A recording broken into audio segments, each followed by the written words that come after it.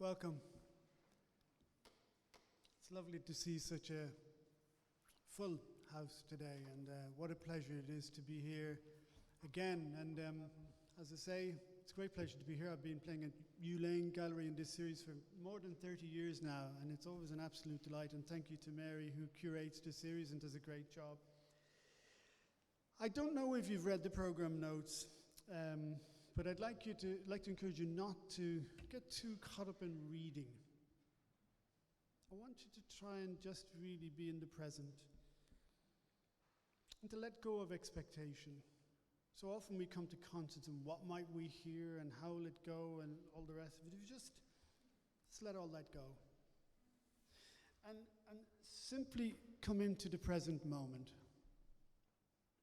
I hope this is okay for you. If this doesn't feel comfortable for you, do what works best for you. But to come into the present moment is just to really be present to yourself in your own bodies. So in the sensations within your own bodies, just have an awareness of that, your sense of sitting. So I'd like to invite you to listen deeply to the music today and the words that will unfold. I'll give you a brief outline of the program and then say a little bit about listening itself. We'll begin with a short improvisation and some words, and then some music by Arvo part, followed by George Gurdjieff and Tomas the Hartmann, again interspersed with some words and some improvisations. And then we'll have the first performance of a new piece written for us by Kenneth, which Kenneth is here, and we're absolutely delighted. It's a great pleasure to have this piece written for us, and this also includes some words. I'm looking forward to hearing Ken introduce his piece. And our final piece in the program today is a piece by John McLachlan in collaboration with myself, and John will introduce it, and it's a really fascinating kaleidoscopic work. So, about listening. So many things one could say about listening, but the words I would like to use now are inspired by my colleague David Katz, who is a teacher of the Feldenkrais method and has written a wonderful book called Listening with Your Whole Body. So if you're interested in listening with your whole body, there is a book called Listening with Your Whole Body, and it's really tremendous. We begin to hear before we're even born. In the womb, we're listening to sound. And indeed, it's the last sense that we lose in our lives. So when we're passing to the next place, wherever that might be, our hearing is the last to leave. It's also on, hearing is also on throughout our lives. It never turns off. So you go to bed at night, your hearing is still on. Also, hearing is 360. It's all around us, not like the eyes, which are just in the front, but the hearing is all around us. And indeed, listening involves much more than using your ears. It's a full body experience. Take, for example, the wonderful percussionist Evelyn Glennie, whom I'm sure you all know. She describes herself as a teacher of listening. She's also profoundly hard of hearing. She provides the following scenario. You're standing on a street corner, and a large truck rumbles by. How do you first become aware of its advent? The rumble sets your body in motion, and you feel it coming. As it approaches, you hear it with your ears. This transition is gradual from vibration into hearing. It's movement we're listening to, one way or another. So let's see if we all today can listen with our full bodies, not just our ears, and try to listen without judgment or expectation. Imagine you have a big ear on your chest and on your shoulder, each shoulder, and on your back, and you're just absorbing sound, and let the music have its way with you.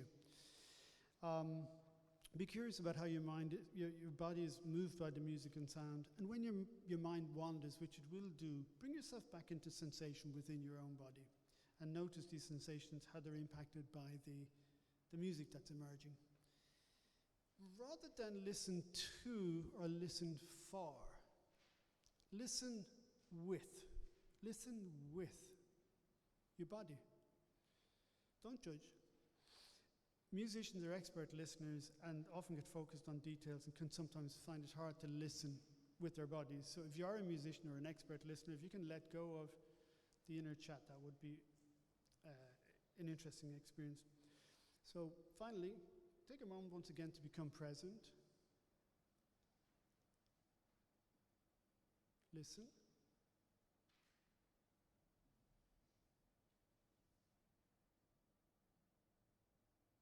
And notice the sounds around you, in front of you, behind you, beside you, above you. Allow your body to be soft and receptive to vibration, and perhaps notice your breath and the sensations that are present in your body as you listen.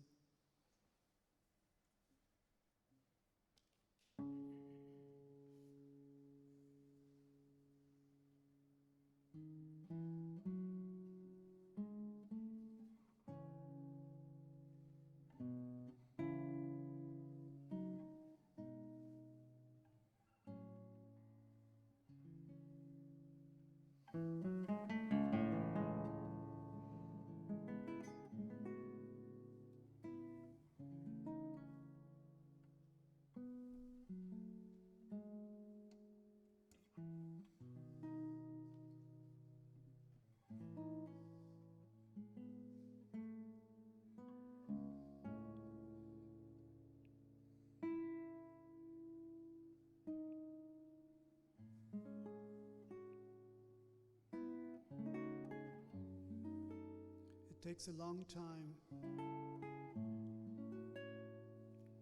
to sift through the more superficial voices of your own gift in order to enter into the deep signature and tonality of your otherness.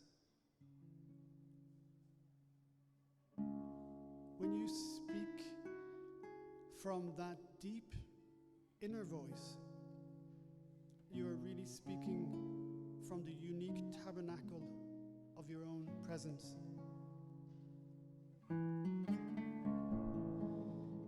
There is a voice within you that no one, not even you, has ever heard. Give yourself the opportunity of silence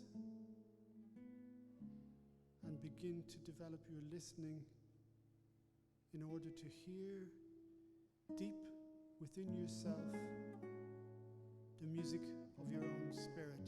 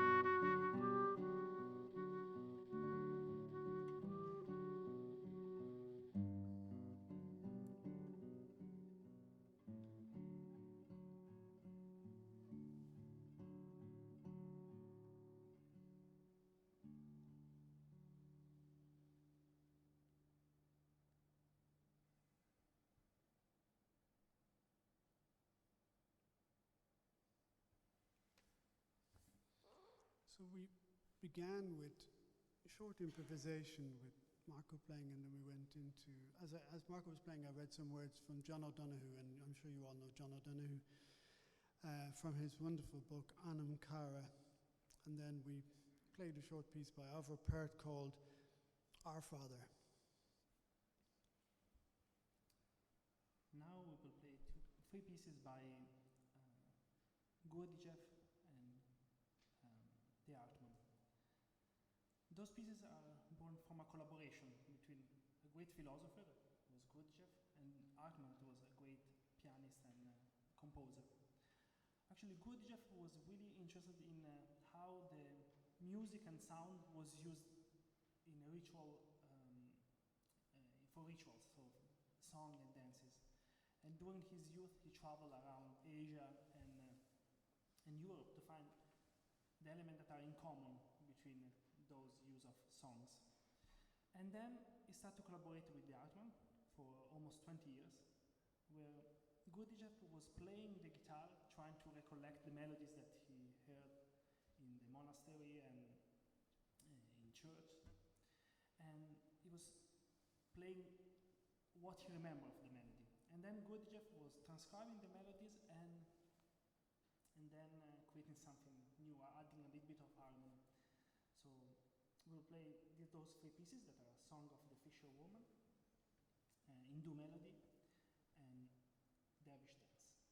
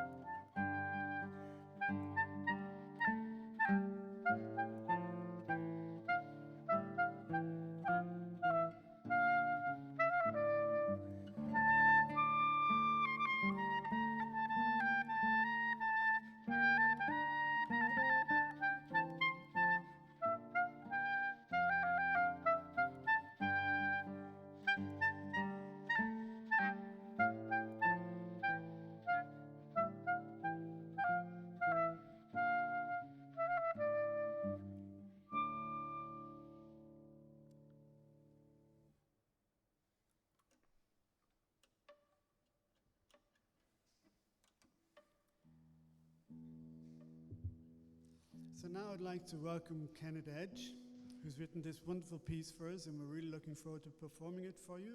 And Ken is right here. This is a wonderful experience to listen to these two remarkable musicians playing for you today in such a beautiful space. A couple of weeks ago, Paul asked me would I like to compose a piece for clarinet and guitar as part of a collaborative venture about the art of listening. And my initial reaction was, I can write the clarinet part, but I don't know much about the guitar. So I had a kind of a slight block until I decided that instead of having two instruments, we really have three instruments here today. We have the clarinet, we have Marco's beautiful guitar, and we have the extraordinary space here as the third instrument. And while I was sitting there, I was thinking of my favorite musician. One of my favorite musicians was the great Ukrainian pianist Svatoslav Richter. And in later years, he insisted on playing in almost complete darkness in public. He would have a tiny little standard lamp beside him. And in Carnegie Hall, it didn't matter about the size or scope. It was just a tiny little lamp because he read music in later years. And he thought you couldn't look at musicians and listen to them at the same time. Not deeply, not deeply. So I do invite you to close your eyes from time to time during this concert as well as watching. When you close your eyes, you really hear what's going on, and you hear the entirety of the sound. When I'm looking at Paul, I'm thinking, I wonder what fingering he's using for that note. It sounds really good and stuff like that, so I'm distracted. But when I close my eyes, it kind of works. So my piece of music is called A Crowd of Stars. And the title comes from one of my favorite poems since I was a kid, called When You Are Old by William Butler Yates. And I think there's huge physicality in this poem about aging and about melancholy and about joy, but it's all through a body that's becoming older. And I love this poem when I was a child in school, and it stayed with me. It's like it's followed me for my entire life. And because I'm older now, there are different resonances from this poem. So I decided to use this poem, to use the words of this poem as a kind of physical expression that suits the physical listening thing here today. And Marco and Paul, I've asked them to recite the words as well. So you're going to hear the entire poem, kind of slightly broken up. And it's a gorgeous poem, like it's an absolutely exquisite poem. It's the same kind of emotional impact as Tom Waits' song Martha. And just to give you an example, one verse of it is, I'm not going to say the whole thing, but it's, how many loved your moments of glad grace and loved your beauty with love false or true. But one man loved the pilgrim soul in you and loved the sorrows of your changing face. And with words like that, you have to kind of say, why bother putting music to them? There is music in them already. So I think the job of a composer when doing something like this is just not to get in the way of the words. So the music here is very simple. I've written quite a few pieces for Paul and over the years, and most of them are extremely kind of virtuosic and humorous. This piece isn't that at all. And to enter into the physical collaborative thing, but mainly the physical thing, when I wrote this, I decided to recite the poem into my phone and then stick on headphones, listen back to it, and just improvise on the clarinet. And I did that 5 times. The first one was the one that worked. The next 4 didn't work at all. So there's a solo clarinet section in it that is just an improvisation, and it's my physical reaction to listening to the words of this poem. And also, it's to do with my breath going through an instrument. Wind players, we rely on our breath. Everything comes from the breath. Anyway, that's enough talking. I hope you enjoy it. And I just want to thank the 2 guys for asking me to do this. It was quite a challenge, but they sound wonderful doing it. Thank you.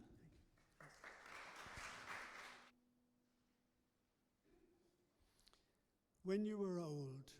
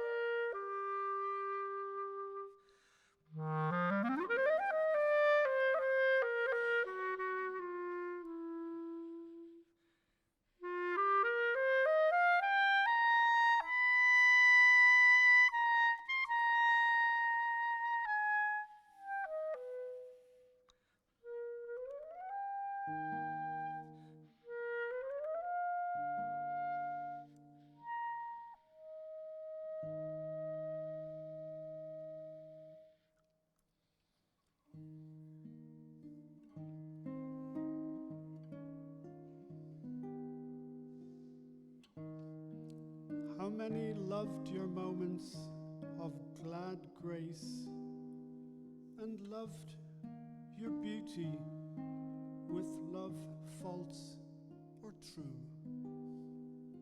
Love, false or true.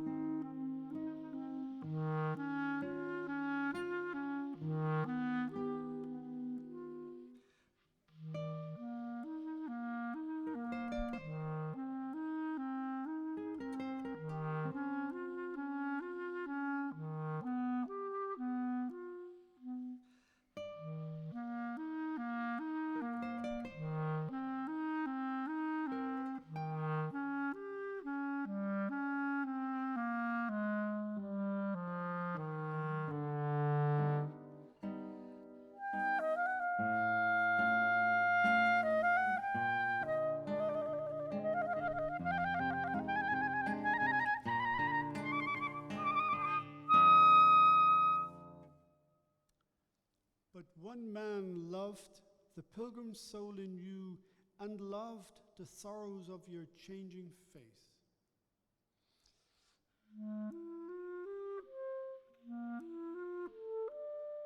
The pilgrim soul in you.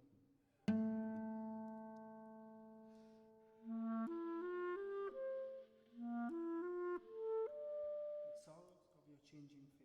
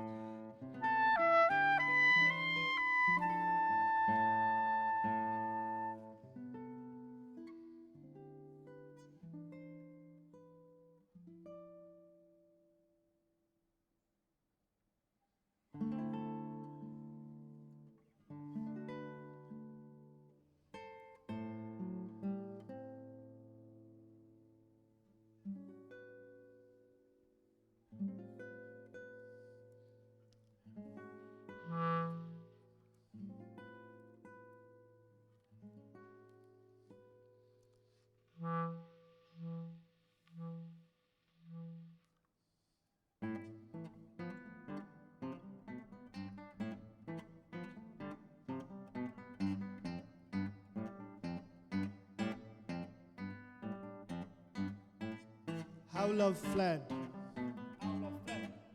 how love fled. Love fled. Love fled.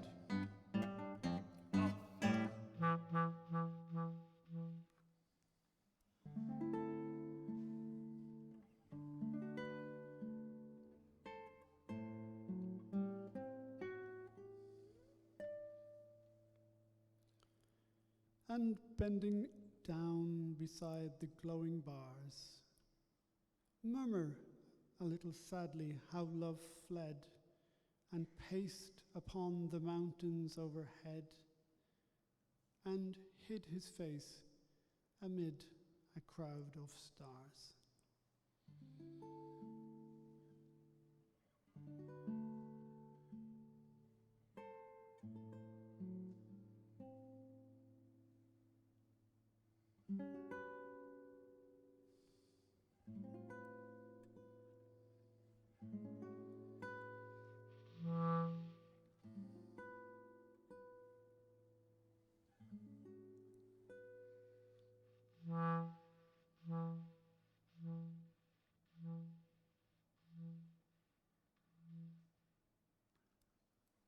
his face and hid his amid a face crowd of stars. amid a crowd of Amid stars. his face amid a crowd of And stars. hid his face amid a crowd of stars. Amid a crowd of stars.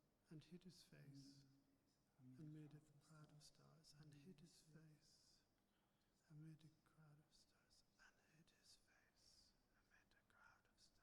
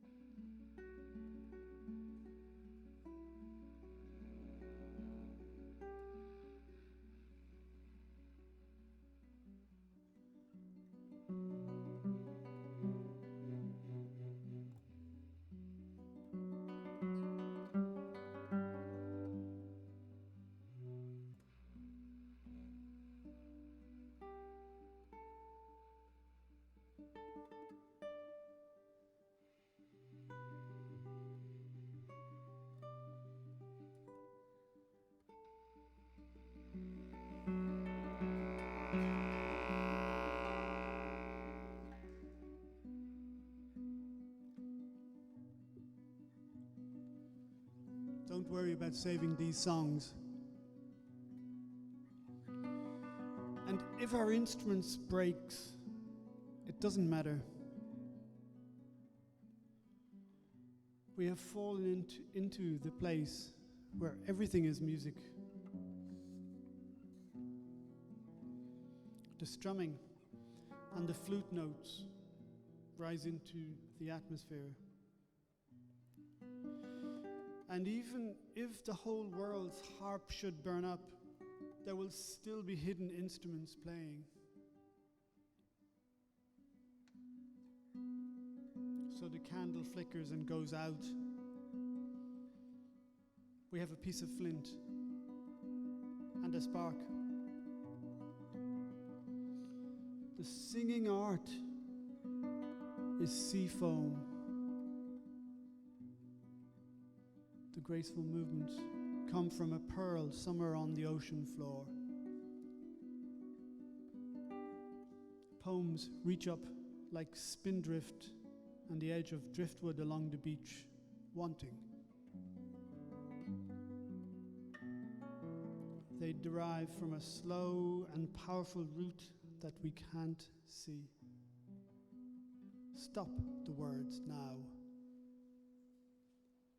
Open the window in the center of your chest and let the spirits fly in and out.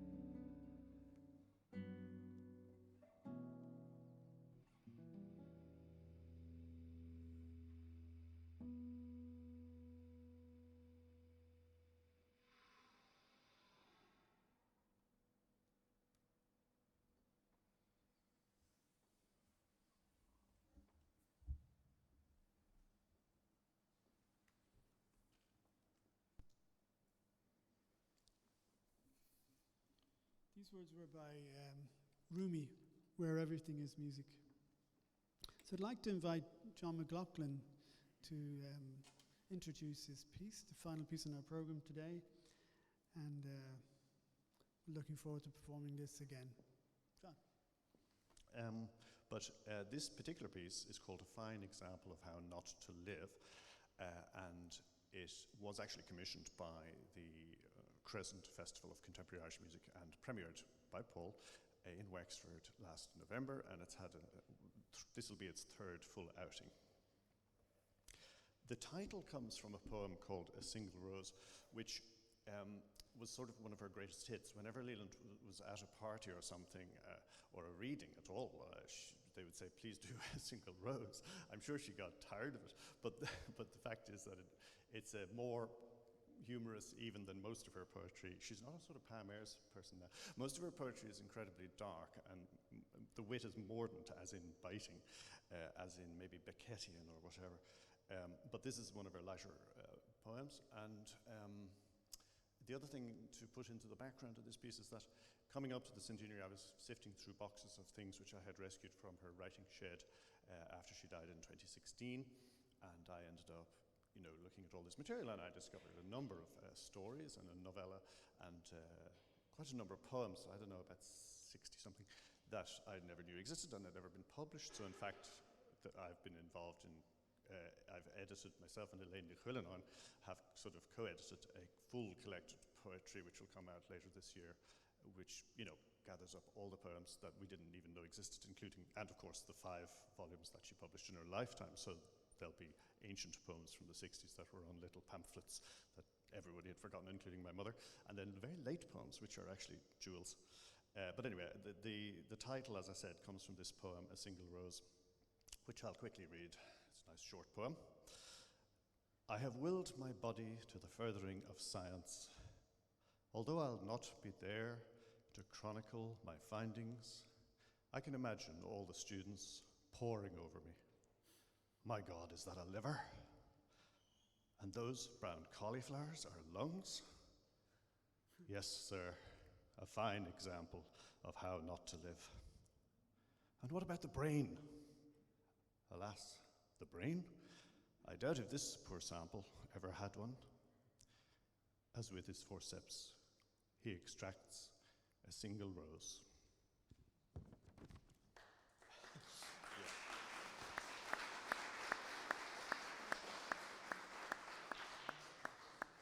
Unfortunately, I haven't finished talking. This was a collaborative composition between myself and Paul during lockdown in Zoom times, which we started something like February 2021. Yeah, and the piece, we collaborated over Zoom for several months without meeting, and Paul improvised, and we used some of those sounds, and we did many discussions and so forth, and we eventually came to a form of a score and a tape part, the score for the live clarinetist. And in on the tape part, as I mentioned before, text is spoken. The texts come from her memoir, little fragments from short stories, and a number of poems. Myself and Elaine McLachlan are the voices. It was quite funny actually, because I started off just assuming I would do all the voices, what with lockdown and everything, and I thought, okay, this is going to be a huge backlash. There's only a male voice on the tape part. That's completely bonkers. So I knew Elaine, who is, was what you call it in this country, kind of a professor of poetry. Ireland was her title at the time, and she was a great friend of my mother's. And I knew that her son was a sound engineer who studio, so he would do amazing recordings, which indeed he did. So, but anyway, so there were 11 texts, which I really was choosing at random. I mean, Paul mentioned kaleidoscopic. That's a nice short word to describe the piece, because it's 16 minutes long, and it's quite collage-like, I think it works though. And the other thing then was that both myself and Paul eventually worked out that a good way to do this piece was to sort of take the the texts from babyhood, toddlerhood to extreme old age, because there's all these texts which reflect, initially it starts off from her memoir where she remembers being in India, and actually the music feels quite warm because she was born in India and had a ayah who was her nanny or something, and then you get into adolescence. There are some places where you can't really make out words, but that's okay, just listen to the lovely sounds. In fact, the bits you can't quite make out are sort of a deflowering episode, so it's probably just as well. And then you get onto youth and dreadful relationships that don't quite work, but there's humor knitted in with sort of tragedy. And when you get to the old age, it's about old age. I think I've said quite enough. So here we go, and I want to, of course, thank Paul, co-writer and co-worker on this piece, and I look forward to it.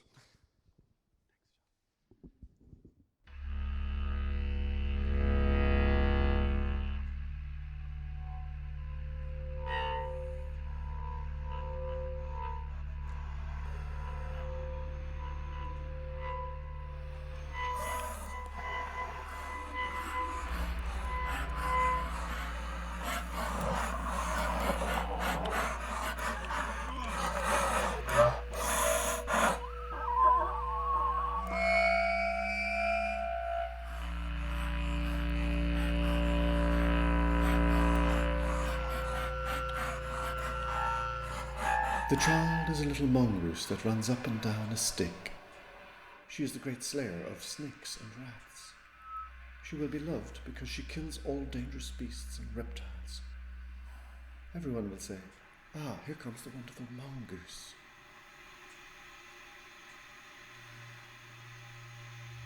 The child wants to go home to her ayah. She has malaria and jaundice. She lies in her cot under the mosquito net. Her ayah is in the mist beyond the net. Today she is wearing her brown sari. She smiles. Her large body is wound up like a tub. An uncle enters the room. He looks at her, laughs. He calls her Yaller.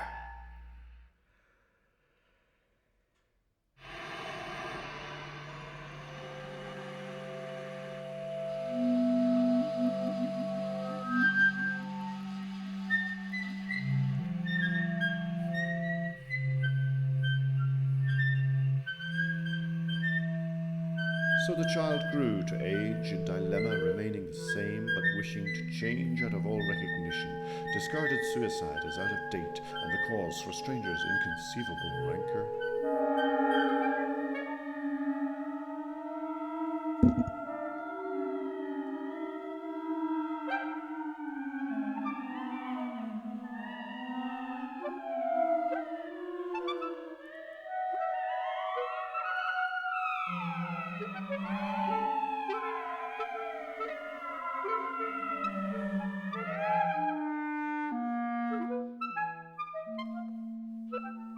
The child dreams.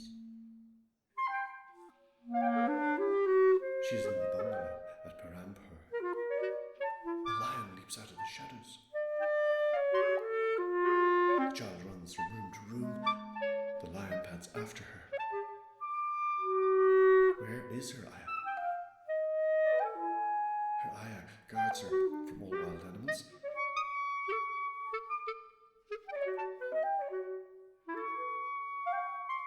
The child's father carries a gun under his arm.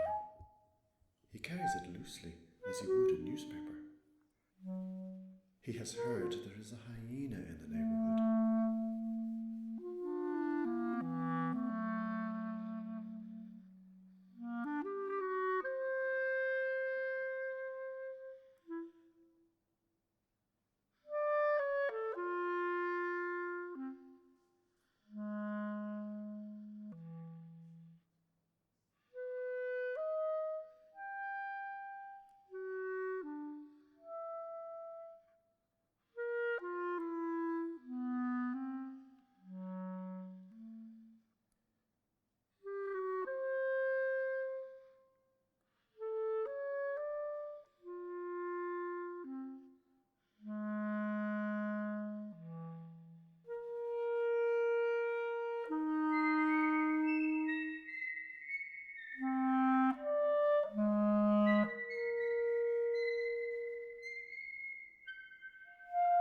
Ten tall sunflowers grew in my garden.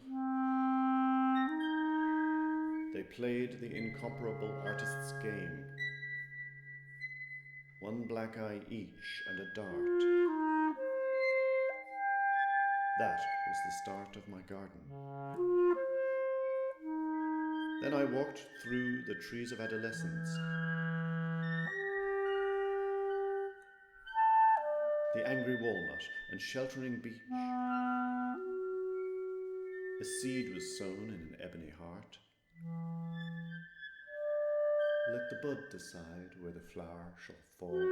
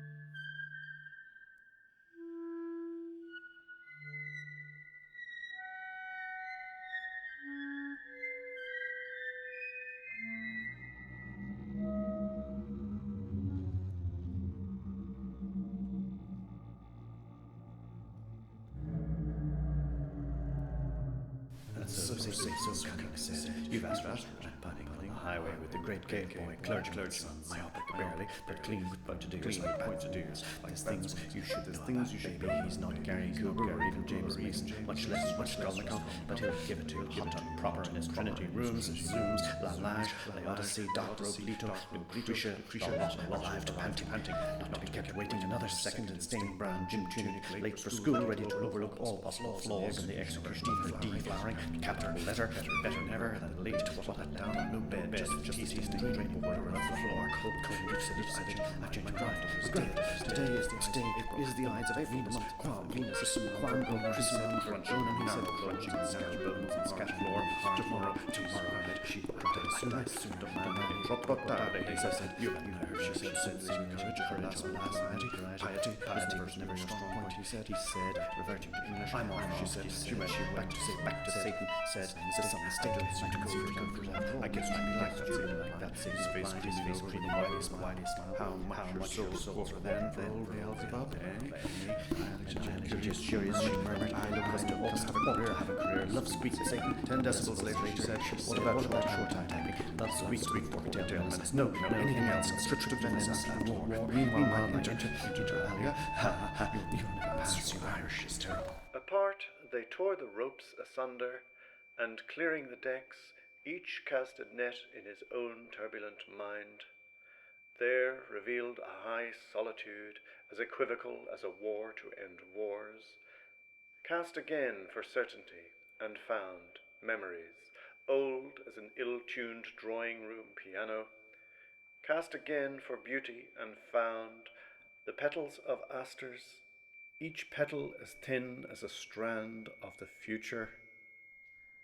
They shall weave with the petals of asters the skin of a shirt.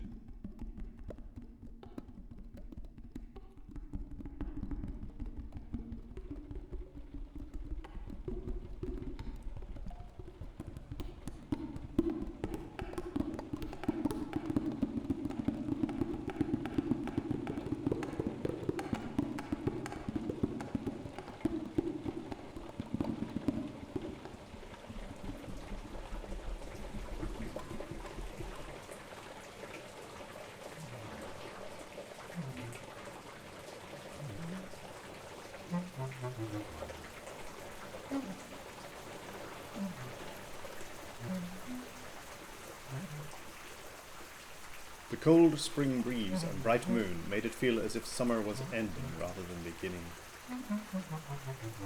Jim and Pat led the way. They, too, walked slightly apart, Jim taking short steps as if he was unwilling to continue the stroll and might at any moment turn back. Silently, the four of us plodded along behind. Girls, trying to avoid the wet clumps of grass with their light shoes, made desultory conversation with each other. I couldn't help hearing the rise and fall of Jim's voice, and then I clearly heard him say, "Isn't it time for your next pill?" But I said, "Ugh, grow up. I know your mind circulates around virtue and down payments and little cars at home, and I'm prepared to tolerate that, just if that's the only way you can be. But please leave your sister out of it. Her life and values are her own. They're no one else's business. Let her keep them. If you can't sympathize, try to ignore them. Just leave her alone. You're acting like one of those so-called pro-lifers. So, if you'll excuse me, I'll have my breakfast alone."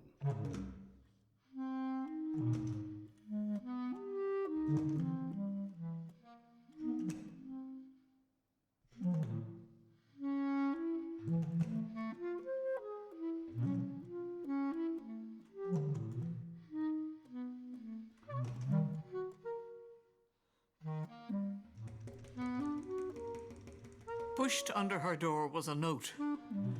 "Will you be in McDonough's this afternoon?" She washed her face, changed her clothes a little shakily, not quite sure what to wear, not quite sure why she was not quite sure. But it was not until she was halfway down Grafton Street that she understood her predicament. She was no longer in control of her feet or her breathing. Her heart was making random, uncoordinated thumps, as though she trod the edge of a precipice. When she reached the pub, she was speechless and could only point to the whiskey bottle as she held out her money.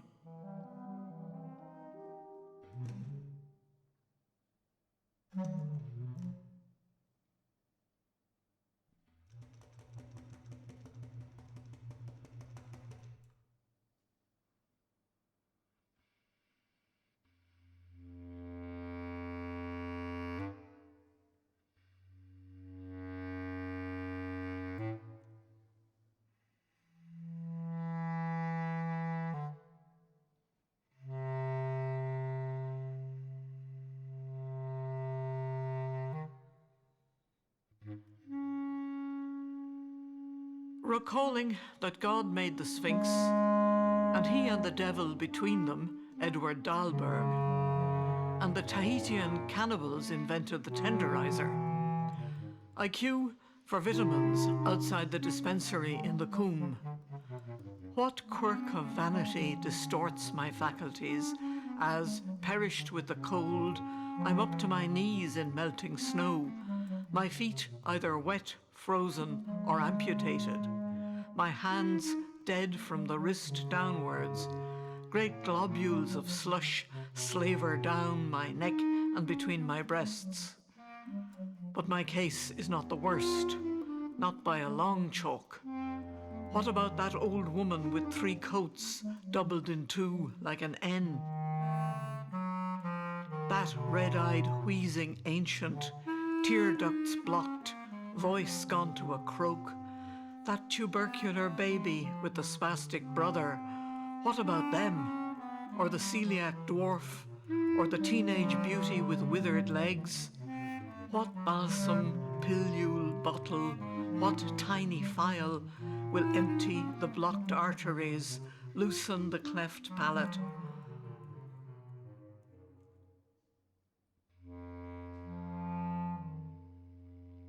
The black rose withers in the snow, and all the daft and aged are cheating death.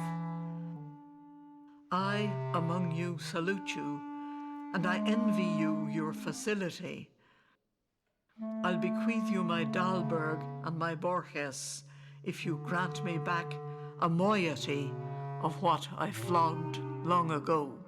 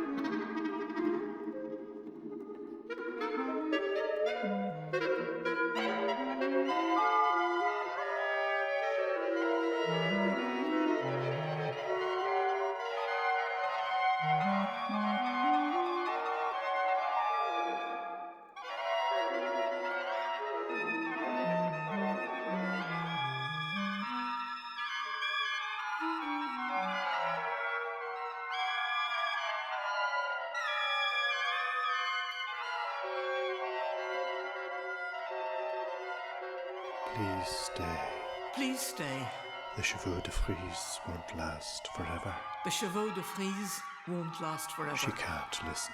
She can't listen. She thinks. She thinks, I can't lie here day after day while the mind fingers the barriers.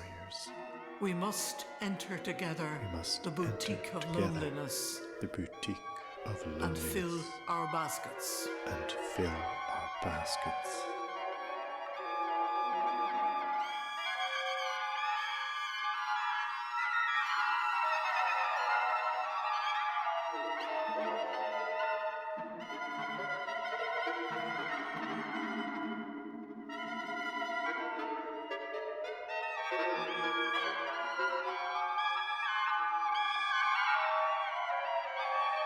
The pain in my bones is as hollow as an old shoe.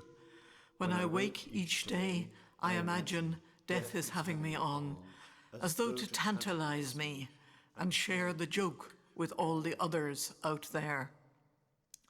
Yes, a tantalizing forerunner of something much, much worse, as if to say, you think this is bad, just try and walk, then you'll have something to complain about. So, is there a name for this pain? I ask, adding, don't get into a tantrum. But death can't be bothered to answer, uses a monstrous laugh to wipe the skin off my face. I have nothing to say except, please.